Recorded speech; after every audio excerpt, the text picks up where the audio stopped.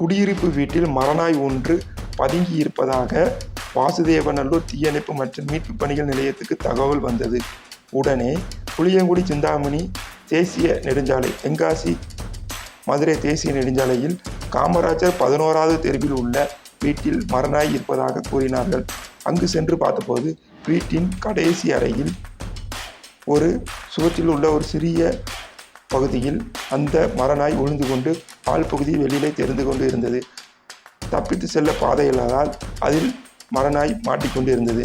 பின்னர் அந்த மரநாயை பிடிக்க முயற்சி செய்யும்போது அதிலிருந்து வெளியே வந்து அங்குமிங்கும் சுற்றி மேலே உள்ள மாடிக்கெல்லாம் சென்று பின்னர் ஒரு வழியாக தகர கூரைக்குள் சென்றது.